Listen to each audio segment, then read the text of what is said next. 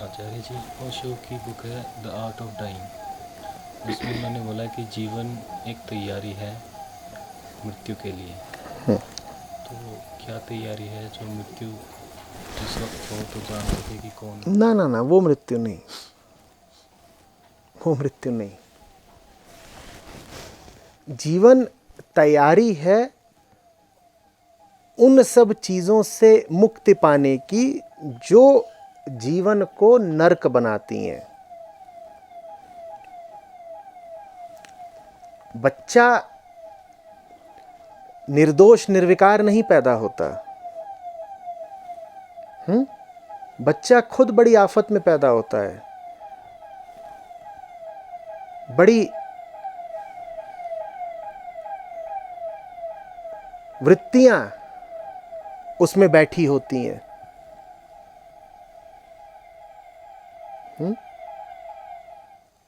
और फिर उन्हीं विकारों, उन्हीं वृत्तियों के अनुसार वो जीवन जीता है। जीवन में और कुछ होता ही नहीं है वृत्तियों और विकारों के अलावा, और वो हम जन्म से ही अपने साथ लाए होते हैं। तो जीवन माने वृत्ति और विकार। इस अर्थ में ज्ञानियों ने तुमसे कहा है कि मृत्यु की ओर बढ़ो। जीवन माने वृत्तियां और विकार। तो ऐसे जीवन से हटना है। माने किससे हटना है? वृत्तियों और विकारों से। तो मृत्यु का अर्थ ये नहीं होता कि कब तुम्हारी देह मिटेगी, जलेगी। मृत्यु का अर्थ होता है कि कब तुम्हारे जीवन से वृत्तियां और विकार हटेंगे, उस मृत्यु की बात हो रही है। तो ओशो तुमसे कह रहे हैं कि समस्त जीवन तैयारी भर है जीवन से वृत्तियां और विकार हटाने के लिए। तो यही जिंदगी जीने का उचित तरीका भी है। प्रतिपल ऐसा बिताओ कि तुम्हारे भीतर जो मलिनताएं, जो दोष हों, वो कम कम और कम होते जाएं।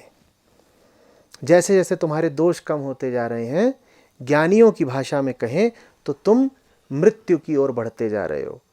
और ये मृत्यु तुम्हें खत्म नहीं करती, ये मृत्यु तुम्हें अमर करती है।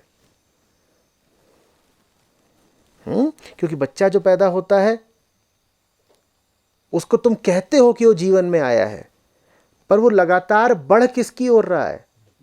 मृत्यु की ओर। अर्थात हमारा जीवन कुछ नहीं है, मृत्यु का ही दूसरा नाम है। जहां वृत्तियां हैं और विकार हैं वहां पर मृत्यु भी है।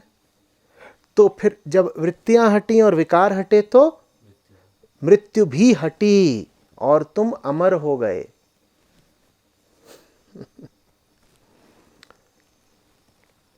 तो ज्ञानी जन तुमसे वो मौत मरने को कहते हैं जिसके बाद कभी दोबारा नहीं मरना होता, जिसके बाद तुम अमर हो जाते हो।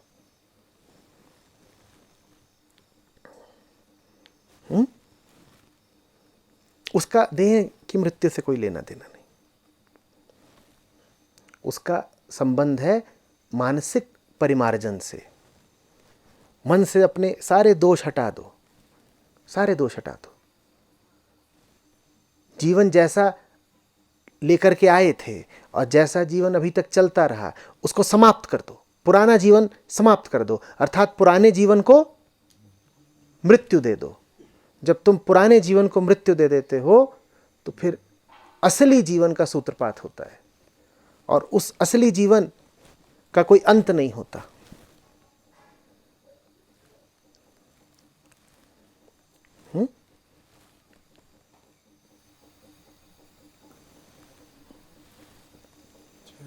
वृत्तियाँ क्या होती हैं और कैसे कैसे किसी की कुछ वृत्ति है, किसी की कुछ है? तो नहीं, वृत्ति सबकी एक होती है, मूल वृत्ति एक ही होती है। वो फिर आगे बढ़ करके इधर उधर अपनी शाखाएं फैलाती है, तो लगता है सबकी अलग अलग है। मूल वृत्ति एक ही होती है। मूल वृत्ति को जीव वृत्ति बोलते हैं, मृत्यु वृत्ति बोलते हैं, भय बोलते हैं, अपूर्णता बोलते हैं, कई नाम दिए गए हैं, पर एक बात साफ है कि मूल वृत्ति समस्त जीवों की एक होती है। स्त्री पुरुष की तो एक होती ही होती है, समस्त जीवों की एक होती है। गाय, कुत्ता, मछली, ये कीड़ा, सबकी एक होती है। जो अपूर्णता जिसे पूर्णता कह लो। मृत्यु धर्मा होना मूल वृत्ति है। वो मूल वृत्ति ऐसी होती है कि तुम्हारे जीवन में जो कुछ होता है वो नश्वर होता है। यही मूल वृत्ति है कि तुम जिसे जीवन कह रहे हो उस जीवन में सब कुछ अपूर्ण होगा। अपूर्ण होगा अर्थात एक बिंदु पर जाकर मिट जाएगा। ये मूल वृत्ति है। अपूर्ण होगा, अनंत नहीं होगा, उसका अंत आएगा कहीं ना कहीं। ये मूल वृत्ति है। कैसे पता लगे? जरा सा देखोगे पता लग जाएगा। बच्चा सांस लेता है, बस इसी बात से तुम्हें वृत्ति पता चल गई। बच्चा पैदा हुआ और पैदा होते ही उन्हें रोना शुरू कर दिया, हाथ बढ़ाना शुरू कर दिया, दूध मांगना शुरू कर दिया, तुम्हें मूल वृत्ति पता चल गई। वो अभी 1 घंटे का नवजात है और उसको क्या चाहिए? दूध। और यहाँ 50 साल वालों को देख लो, उन्हें भी तो पेट ही भरना है। देख नहीं रहे हो? वही मूल वृत्ति है। 1 घंटे के बच्चे को क्या करना है? पेट भरना है। और 50 साल वाला भी क्या रो रहा है कि पेट नहीं भर रहा भाई। यही तो मूल वृत्ति है। बदलती है क्या है जीवन भर? और जो 1 घंटे वाला बच्चा है उसे भी कोई ख्याल नहीं कि माँ की क्या हालत है। बच्चा अभी भी पैदा हुआ है, माँ हो सकता है बहुत रुग्ण हालत में हो, बहुत रक्तपात हुआ हो। बच्चे को क्या चाहिए? भाई तेरी कोई भी हालत हो, मुझे मेरा माल मिलना चाहिए। और यही काम आप 50 की उम्र में भी कर रहे हो। भाई तेरी कोई भी हालत हो, मुझे मेरा माल मिलना चाहिए। मिले हैं ना ऐसे लोग? भाई तुम्हारी क्या हालत है वो तुम जानो, हमें हमारा माल दे दो। और छोटा बच्चा जो 1 घंटे का है वो भी तो माँ से यही कह रहा है कि माँ तुझे बुखार हो कि तू अधमरी हो गई हो, मुझे तो दूध दे दे तू। या बच्चा ये कहता है कि माँ तू पहले ठीक हो जा 15 दिन, उसके बाद दूध पिला देना। ऐसा होता है क्या? यही मूल वृत्ति है, अपूर्णता, स्वार्थ। अच्छा, वृत्तियाँ उठती हैं तो उनको समझने के लिए या उनसे डील करने के लिए, जैसे अभी ओशो को ही मैंने पढ़ा था, कोई भी ऐसे विचार उठ रहे हैं, दुख के हों सुख के हों, जो जनरली वृत्तियों से ही आते हैं, उसको तुम देखो, अलग भाव से देखो, तुम वो नहीं हो। उसको कैसे टैकल करना है वृत्तियों को? नहीं, टैकल वगैरह नहीं करना है। जिस वक्त वृत्ति उठ रही है उस वक्त अगर बस तुमने इतना कह भी दिया कि ये वृत्ति है तो तुम बच गए। समझ रहे हो ना?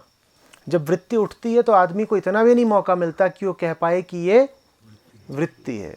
उस वक्त तो तुम कहते हो ये मैं हूं, ये मैं हूं। तुम्हें कोई चाहत उठी है बहुत जोर से और उसने तुम्हें अपने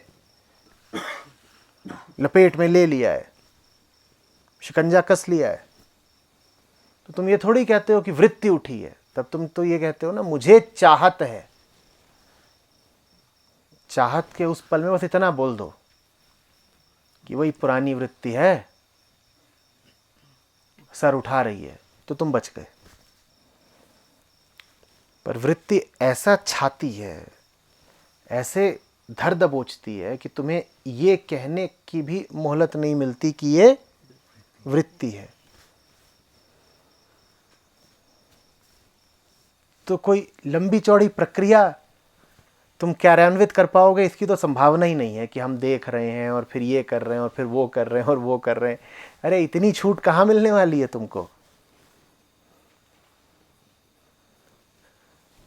तुम तो इतना ही कह दो कि जब क्रोध उठे तो ये ना कहो कि मैं क्रोधित हूं, कहो वो पुराना दर्द है, कभी कभी उठ जाता है। हो गया, बस बात खत्म, बच गए। खाली अंदर जो उठता है तो सब तो वृत्ति ही होती है मुझे। अरे शाबाश, ये बात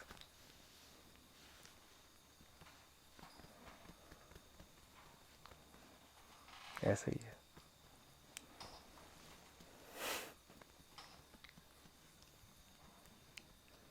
सब वही है, तुम भेद ही मत करना।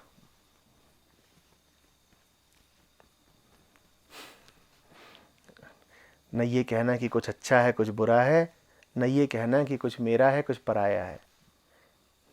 सब वही है, 3 तीलियों वाला चका, उसके अलावा कुछ नहीं। और जिसको तुम बोध कहते हो वो है 3 तीलियों वाले पहिए को 3 तीलियों वाला पहिया कह देना, बस यही बोध है। कुछ दिख रहा हो तो उसे बोध मत कह देना कि वो जो दिख रहा है मुझे वो बोध है। ज्ञान का कुछ विषय बन जाए, ज्ञान की पकड़ में कुछ आ जाए तो उसे बोध मत कह देना। जो पकड़ में आ जाए जान लेना कि वो तो 3 तीलियों वाला चक्र ही है, वही पकड़ में आता है। हाँ, जो पकड़ने वाला है वो बोध कहलाता है। तो भीतर से कुछ भी उठता हो, ये ना कह देना कि भीतर से आत्मा उठ रही है। उठे गिरे आए जाए वो सब क्या है? वही पुराना चक्कर, करोड़ों अरबों साल पुराना चक्कर। कभी तुम में उठ रहा है, कभी पानी के मगरमच्छ में उठ रहा है, कभी इस नन्हे से कीड़े में उठ रहा है, कभी नदी पहाड़ में उठ रहा है, कभी इस ग्रह पर उठ रहा है, कभी किसी और ग्रह पर उठ रहा है। वो सब वही पुराना चक्कर, वो चले जा रहा है। हाँ, तुम जान गए कि ये पुराना चक्र है तो ये अनुकंपा है, ये बोध है।